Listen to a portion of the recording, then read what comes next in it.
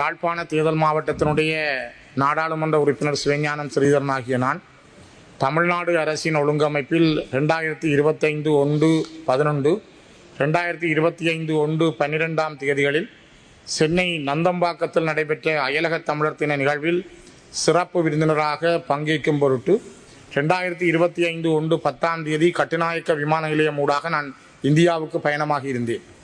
அன்றைய தினம் மாலை 6:35 மணிக்கு ஸ்ரீலங்கன் ஏர்லைன்ஸின் ஜூஎல் 0123 இலக்க விமானம் புறப்பட தயாராக இருந்த நிலையில் எனது கடவுச்சீட்டில் குறைபாடு உள்ளதாகவும் பயங்கரவாத குற்றத்தடுப்பு மற்றும் விசாரணை பிரிவினரின் விசாரணைகளுக்கு என்னை உட்படுத்த வேண்டும் எனவும் தெரிவித்த விமான நிலைய அதிகாரிகள் எனக்கு பயணத்தடை விதிக்கப்பட்டிருப்பதாகவும் தெரிவித்திருந்தனர்.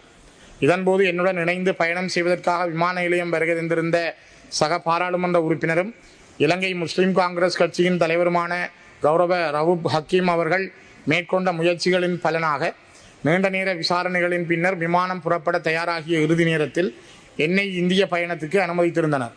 எனினும் 2025 1/13 நான் இந்தியாவிலிருந்து மீளவும் நாடு திரும்பிய போது குறித்த பயணத்தடை தொடர்பில் சம்பந்தப்பட்ட அதிகாரிகளிடம் வினவிய போது அவ்வாறான பயணத்தடைகள் எவையும் என் மீது விதிக்கப்படவில்லை என தெரிவித்திருந்தனர்.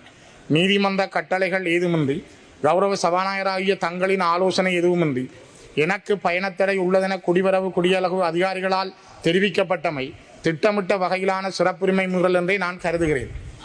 மக்களால் தெரிவு செய்யப்பட்ட ஒரு பாராளுமன்ற உறுப்பினராக எனக்கு இருக்கும் அடிப்படை சிறப்புரிமையை மீறும் வகையில் மேற்கொள்ளப்பட்ட மேற்படி விசாரணைகளின் பின்னணி குறித்து பாராளுமன்றத்தில் நான் கேள்வி எழுப்புவதோடு மிக முக்கியமாக இன்னும் விடயத்தை நான் இந்த இடத்திலே பதிவு செய்ய விரும்புகிறேன்.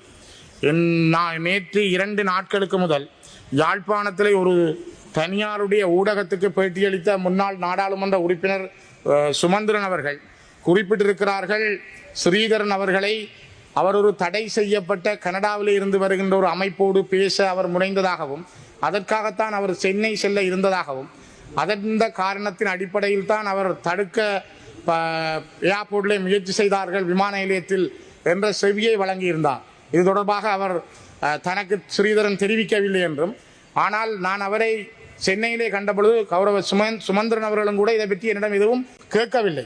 ஆனால் சுமந்திரன் அவர்களை நீங்கள் இதை விசாரித்தால் அவர் சொன்னார், ஊடகங்களிலே வந்திருந்ததை நான் பார்த்திருந்தேன், ஊகத்தின் அடிப்படையில் ஸ்ரீதரனை சில வேளைகளில் அவர்கள் மறைத்திருக்கலாம் என்று. ஆகவே நீங்கள் சுமந்திரனை விசாரித்தால் எந்தெந்த ஊடகங்களில் இந்த செய்தி வந்திருக்கிறது என்று அறிந்து அந்த பிரதான ஊடகங்களினுடைய பிரதானிகளை விசாரிப்பதன் மூலம் நான் நினைக்கிறேன் இதற்கு உண்மையை கண்டறிய முடியும் என்று நான் நம்புகிறேன். ஆகவே இது எனக்கு எதிராக செய்யப்பட்ட மிகப்பெரிய ஒரு சதியாக நான் கருதுகிறேன்.